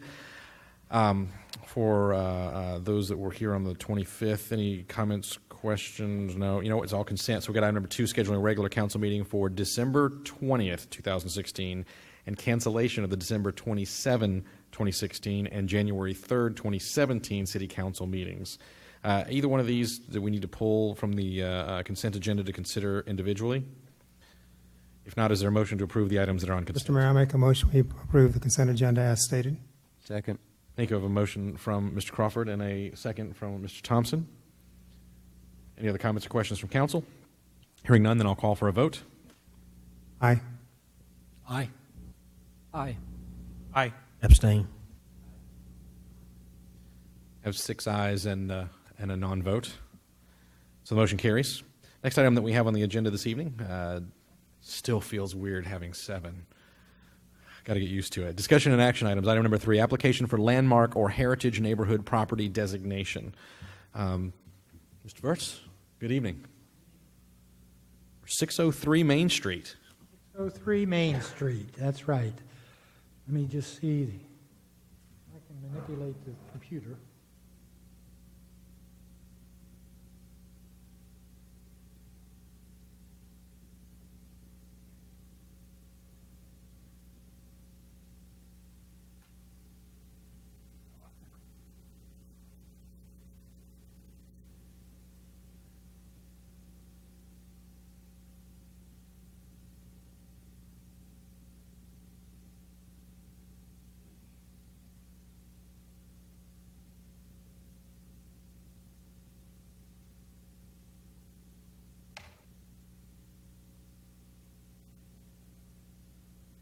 I'm technically challenged.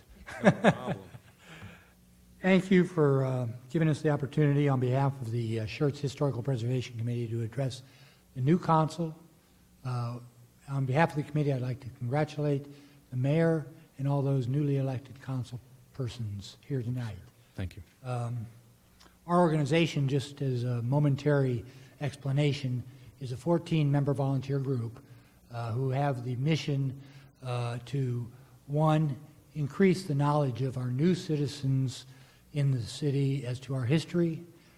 We call that advancing the narrative on our history, and to also provide designations throughout our city for 2 things. One is landmark properties, and the other is heritage neighborhoods. We have 2 heritage neighborhoods designated in our city, and we have, at the moment, 29 landmark properties. Tonight, we're presenting a 30th landmark property for designation. And thirdly, our mission entails outreach. The school board involvement tonight is one of those outreach projects. A symposium this summer is another outreach project, and school tours of our city's historic elements is another outreach project. And any place we can go to speak and talk about our city's history, we take that opportunity. With respect to the advancing the narrative, the committee has published 3 books on the history of our community. We also published multiple dozens of articles each quarter, we produce a newsletter and attached articles on the history of our area here. So we're trying to promote knowledge about our history and keeping it in the forefront. Tonight, we're here to present a landmark property designation application. And landmark property is defined as any site or structure within our city or its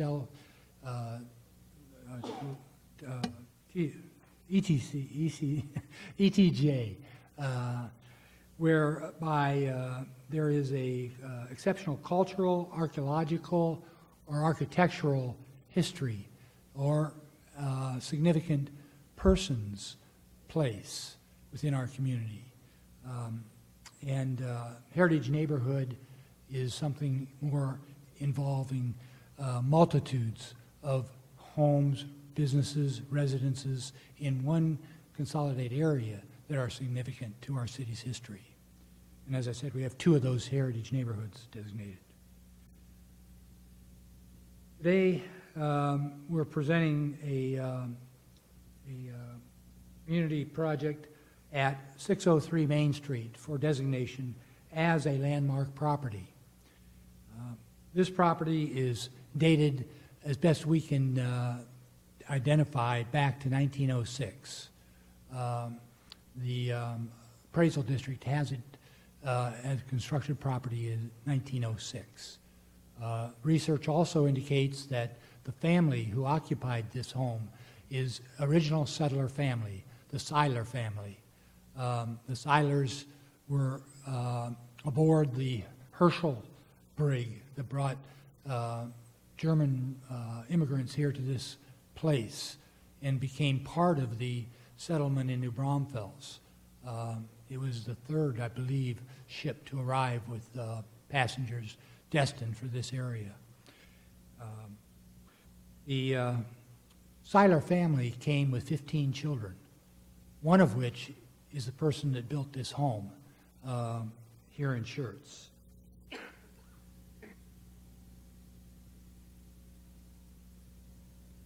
The home was occupied as late as 1938 by one of those 15 sons and daughters. And the relative grandson still lives here in Schertz of that person. And that person confirms that his grandfather's brother lived in that house and built that house. So it's researched that that home is historic in terms of its age, historic in terms of its ownership and occupancy. So we, as a committee, have evaluated these criteria and have recommended it as a landmark property. And I would say that for the new members here, landmark property does not place any restrictions on the homeowners by having this designation given to the property. That's important for the homeowners and for the city. And the homeowners are queried as to whether or not they are agreeable to having a designation, honorary designation like this placed on their home. And each home that gets a designation, or a business or a school, whatever it is that we designate, gets one of the plaques that you saw on the first slide placed on it. So again, we're here to ask your approval for this property to be designated as a landmark property within the city. Yeah, it's a beautiful property, it really is. Any of you have any questions for Mr. Verts? Mr. Edwards? Dean, this property just sold like 3 or 4 weeks ago, am I correct? That's right. Okay. That's right. The owner is going to restore the entire property, and our only concern is that the exterior facade is not tampered with significantly. That's as you can see, an early 20th century Victorian home, and it has a beautiful look, beautiful lot, and it's in a beautiful spot within Main Street area. Other questions? Dr. Kaiser? You said about the homeowners really aren't affected, but what, and you were just mentioning something about the exterior, what other restrictions would be on a future homeowner who wanted to come in and they purchase the house? Well, the first, most importantly, they have to bring the place up to code. And this particular house has a lot of the issues that will require the city to approve what's to be done. And you probably can, Brian, speak to that better. Sure. Just a couple of things. One is, with regard to the landmark designation, it doesn't impose any additional regulations or requirement on either the current owner or any future owner in any time in the future. We specifically decided to sort of go with a carrot and a stick approach, or rather a carrot approach rather than a stick approach with regard to historic preservation. So again, the idea is to raise awareness, not add regulations to it. As Mr. Wirtz said, they will need to meet all building codes, but that would be the same for any other property owner who wanted to renovate a structure. I will point out, though, that as I said, with sort of the carrot approach, rather than feeling there was sort of one program that could revitalize the area, we really decided to attack it on multiple fronts. So certainly part of that is working with the Historic Committee, doing more to recognize the area. Other things we do are council creating a new zoning district in the area that folks can apply for that allows properties to more easily convert from residential to commercial uses and back and forth. And then the other big one is we have the Main Street Revitalization Grant, which is a matching grant up to $20,000 for properties. So again, if the property owner were to apply for that grant may come with stipulations. But basically, if you want money to help fix it up, we would look at things in those grants run through the historic board. So they would say you can't alter the exterior of the structure going beyond. And then the other thing we do, just while I'm up here, is a waiver of building permit fees for property in that designation area as well. So the idea is we sort of encourage people with multiple different tools to renovate and revitalize. But the core question is no, it doesn't impose any additional regulations on a future owner either. Okay, thank you. Mr. Edwards? Mr. Wirtz, the outlying buildings, there are two outlying buildings in the back. Do those remain the same as well? Will they remain the same? They're part of that landmark property designation. We're most concerned with the house. If there's a need because of the age and the deterioration of the buildings, our committee would probably agree to allow that to happen. Thank you. Very good. Anyone else? Mr. Mayor, I'd like to make a motion that we approve the application for landmark or heritage neighborhood property designation for 603 Main Street. Second. Larson is closer for me. That's why I caught my right ear first. So I have a motion from Mr. Edwards, a second from Mr. Larson. Any other comments or questions from council? Hearing none, I'll call for a vote. Aye. Aye. Aye. Aye. Aye. Aye. 7 ayes, no nays. The motion carries. Thank you very much, Mr. Wirtz. Council. Very good. All right, next item that we have on the agenda this evening is item number 4, Resolution 16R86, a resolution by the City Council authorizing a third amendment to the interlocal agreement with the Alamo Area Council of Governments, or ACOG, to provide funding of $28,872 for transit services in the city of Schertz. Mr. James. Thank you, Mayor. As those who've been on council a while know, and then as a bit of background for new council members and folks in the audience, the city has been working through an interlocal agreement with the Alamo Area Council of Governments to provide basically on-call, on-demand transportation services for folks in our community. By way of a bit of a history, we used to be considered a rural area. The federal funds for that program ran directly through ACOG. There was not a match required by the city of Schertz, and so our residents benefited from that without having any of their city taxes going to contribute. Obviously, their federal taxes help pay for that program. But as noted with the 2010 census, Schertz and the communities around us were now lumped in the urbanized area for San Antonio, and as such were looked at differently for the purposes of a number of different state and federal programs, one of which is that transportation program. And so rather than the monies going directly to ACOG to provide that service without a cost to the city, those funds run to Via Metropolitan Transit, which is the obviously mass transit provider for the region in the San Antonio area, of which Schertz is not a member. And so what happens then is if the cities want that service, they would need to either apply for it directly and provide it or partner with another entity to provide it. And essentially what happened is all of those cities that were now designated as urban didn't want to take on that role and responsibility and ramp up costs and oversight cost, and essentially said, let's partner with ACOG.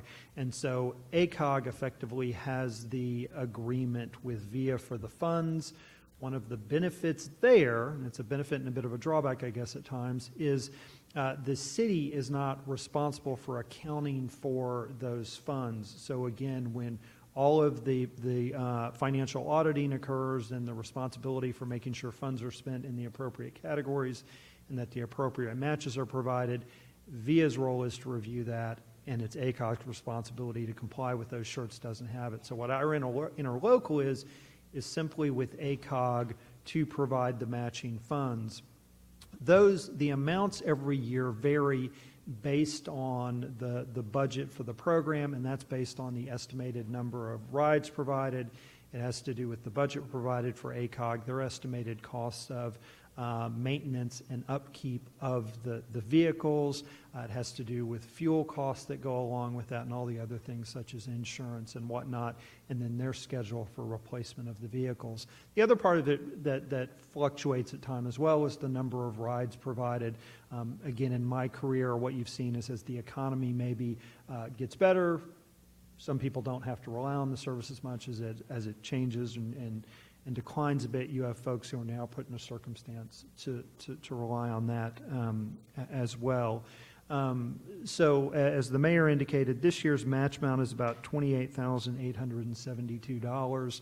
One of the things I will say is that it's not certainly an inexpensive program. As many of you may read that, it's not cheap to provide. And I will say there are a couple of reasons for that. One is because we are a suburban community, a number of the distances of the rides may be greater than you would typically find in say, downtown San Antonio or a more densely populated area. Again, one of the drawbacks to being a low-density, relatively speaking, area is that, again, it's less efficient to provide some of these types of services, and you see that show up here. The other, I would say, is that the population that's typically served, and again, it's open to a wide variety of folks, to all folks, but are typically those folks who don't have a means of transportation. And so that may be folks who are disabled, who need additional services and assistance getting on. Typically, we refer to it as sort of on-call, on-demand, or curb-to-curb service. And the way it works is folks schedule these rides. They have a doctor's appointment that they need to get to, say, down in San Antonio. A couple days in advance, they've got a doctor's appointment. We need to schedule to be at my doctor's appointment during this time, think it'll last this long. And again, they drive to the location, park out front, the person comes out and gets on board. But this service also, though, does provide what's called typically door-to-door service, meaning many of those folks may need assistance even getting from their home out to the vehicle and then on the vehicle as well. And so again, one of the things that can drive costs up, as you've seen those vehicles in the community, is the handicap accessibility to ensure that all folks have the ability to get on.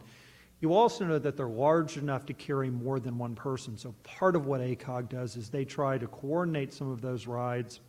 And so again, it's maybe not as convenient as folks would like, meaning I need to be picked up exactly at this time. It may go back to sort of my experience in middle school, early high school days, where I would tell my mother or father I needed to be picked up at this time, and they'd say, that's great, we'll be there probably an hour after that when we get done doing this, that, or the other. And so I'd wait around. So again, part of what they do is try to coordinate those things. And so to be clear, occasionally we'll get calls from folks saying, you know, they tried. But again, that's part of trying to keep the cost down going forward. I will say a couple of other things that with regard to the programs operated by VIA. In your package, we included a copy of VIA's recently approved 2040 vision plan, and it's the one for the Northeast Transit Service study area. Again, as part of their long-range planning effort, they look beyond the boundaries of the area that they directly serve, that pay into VIA, to plan for that. And I will say that as part of the overall 2040 plan, they do make reference to the on-call on demand as one of a number of components. The other component you probably do see in VIA, though, are the ride-sharing programs that occur. You may not know that we have, in fact, the little parking field out sort of behind the dog park.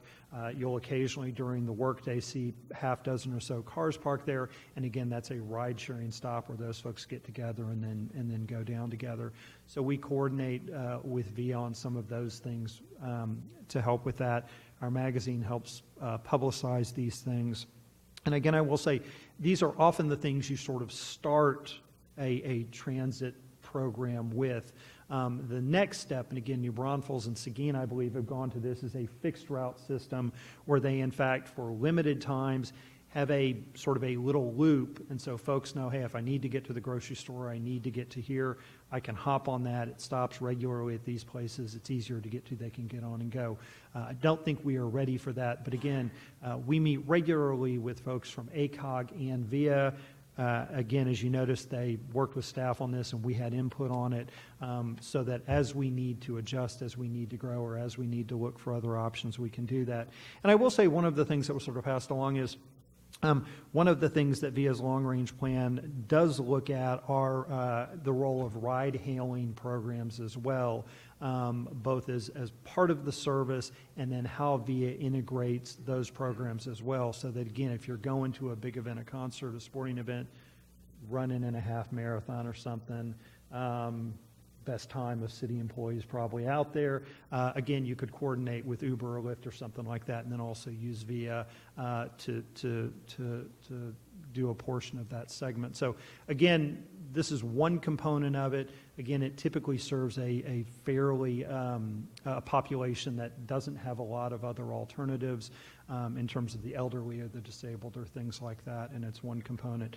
But again, as we continue to look forward, we will look to make adjustments. The last thing I will say before I get off topic and stop by the city attorney is, again, with the Lone Star Rail program, one of the boards that was referenced earlier, VIA has been coordinating with them because certainly if that comes to fruition or some other version of that, there will be a need to get folks from those transit stops to other places in the community. And so certainly I would think VIA would have a role in that. And so with that, I'll quit talking and I'll answer any questions.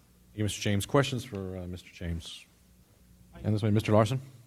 Mr. James, as we look at the ACOG agreement, is there anything, just from looking forward future, if the city were to come up with alternatives, maybe as we grow, is it a mutually exclusive? Do we have to either do exclusively ACOG, or can we begin or experiment with city programs while still maintaining that service? No, we certainly can. And I will say the representative from ACOG, James Devine, is here as well. Yeah, this is one component. I think everything we've talked about with VIA is there's not, as with many things, maybe Main Street revitalization, there's not one program that does everything.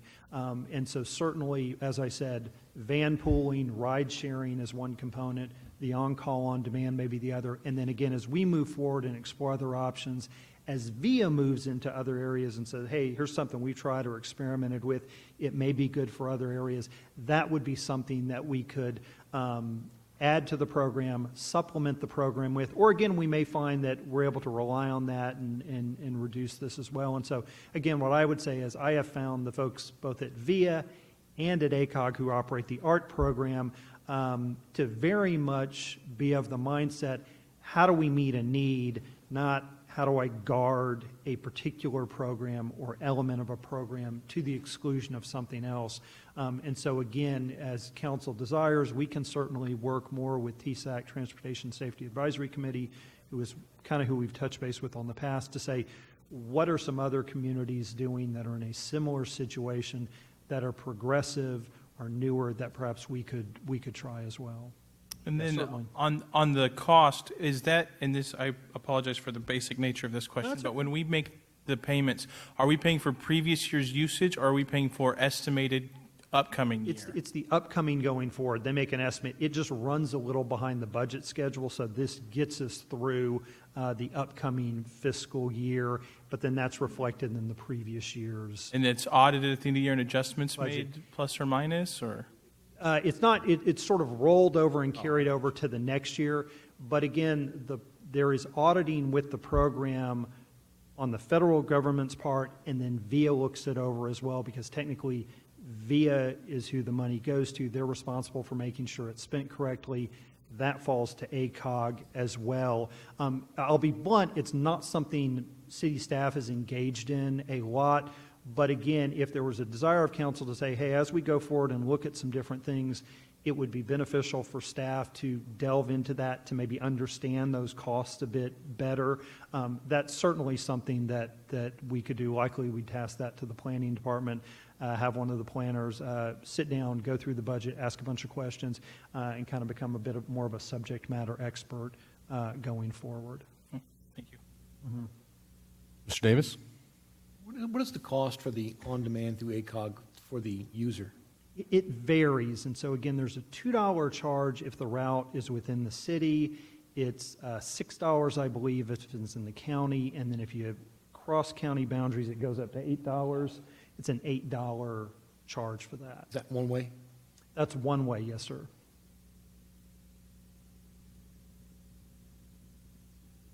Mr. Crawford? Mr. James, I think you indicated that ACOG doesn't have any problem if we wanted to experiment. I've not heard that again. That's not really on the agenda, but I've It's just... not really on the agenda, but again, we've had a very good relationship with ACOG, both in terms of their willingness to come out to the senior center and talk to folks about the program. And again, often we sit down with them in VIA.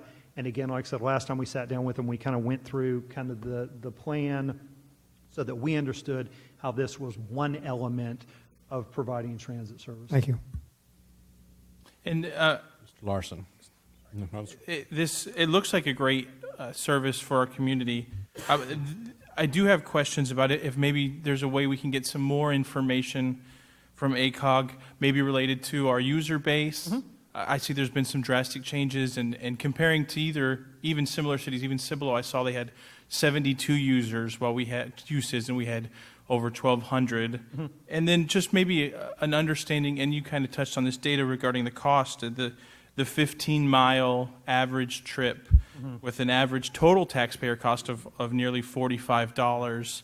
That is sticker shock, especially when you add the $2, $6, $8, or $12 user fee. Right. And so while I see the value and the necessity of the program, do you know if ACOG offers maybe more data analytics related to our usage that we might be able to investigate further? I believe so, yeah. We've talked to them in the past, and they've sort of walked us through, again, when we sort of even at one point were in discussions about perhaps doing not really a fixed route, but a few years ago we talked about perhaps doing a sort of a loop out of the senior center where we'd kind of have a once a week or once every 2 weeks, a loop that would swing by kind of areas that we anticipated to have high ridership numbers. Again, it may be retirement homes or things like that, the housing authority location, the senior center, swing by up to HEB, up to Walmart, places like that, and then make a loop for a few hours to allow people to do shopping. They were able to provide us some pretty good data at that time. And so, yeah, certainly, as I said, we can delve into the finances a bit more, and we can also delve a little more into the statistics. Maybe what I would suggest, if that's something you're interested in us doing, we can kind of work through that with TSAC, get them kind of answer any questions or ask some additional questions, things like that. And once kind of TSAC and staff feels like we've got a good handle on it, we could come back and maybe do a joint workshop where we walk the council through that. And likely what I would suggest we would do is not just include TSAC in that as a joint workshop, but the Planning and Zoning Commission and possibly Economic Development as well, because I think it sort of touches on all those boards and entities a bit as folks come up here for various reasons and get back and forth. So happy to do that. Anyone else? Questions for Mr. James?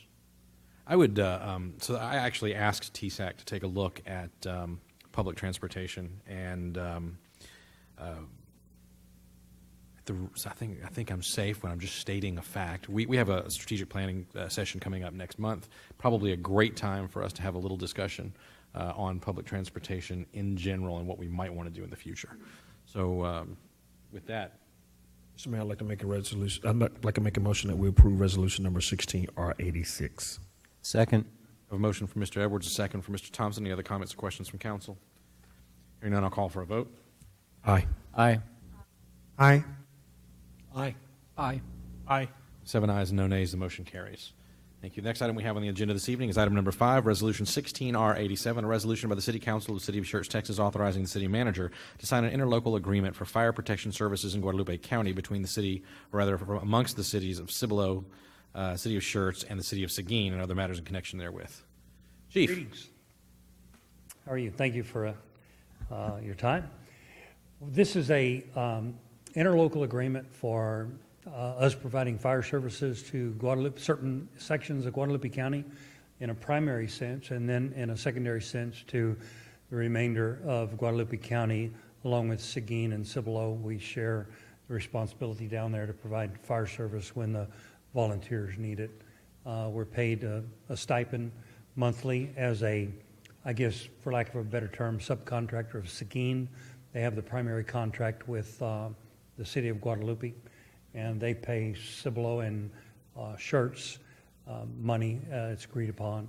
It's a renewal. There's no change. We've had the same contract with them for probably 8 years, and the only change is that there's usually a clause built in for the cost to go up as needed. So we recommend you approve. Very good. Gentlemen, ma'am, sorry. It's old habit, Dr. Kaiser. Anyone have questions for Chief? No, is there a motion then to approve the resolution? So moved, Mr. Mayor. Second. It's my right ear. Which one of you was it?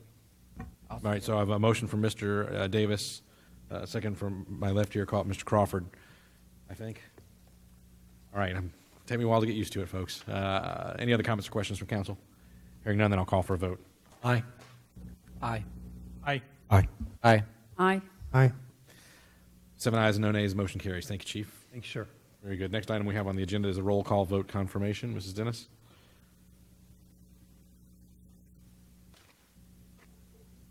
Consent items number 1 and 2.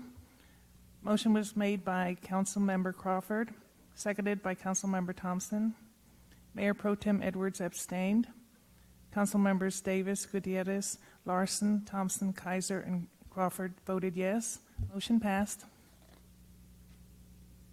Item number 3, application for landmark or heritage neighborhood property designations for 603 Main Street. Motion was made by Mayor Pro Tem Edwards, seconded by Councilmember Larson.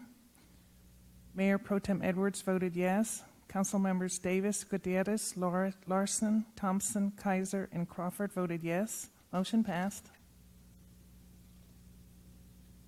Item number 4, Resolution 16R86. Motion was made by Mayor Pro Tem Edwards, seconded by Councilmember Thompson. Mayor Pro Tem Edwards voted yes. Councilmembers Davis, Gutierrez, Larson, Thompson, Kaiser, and Crawford voted yes. Motion passed. Item number 5, Resolution 16R87. Motion was made by Councilmember Davis, seconded by Councilmember Crawford. Mayor Pro Tem Edwards voted yes. Councilmembers Davis, Gutierrez, Larson, Thompson, Kaiser, and Crawford voted yes. Motion passed. Thank you, ma'am. We have a rather lengthy orientation session coming up, so if the council will indulge me, why don't we have about a 5-minute recess so everybody can visit the facilities, get a drink of water or something if they like, and then let's convene in the meeting room. So about a 5-minute recess if there's no objection.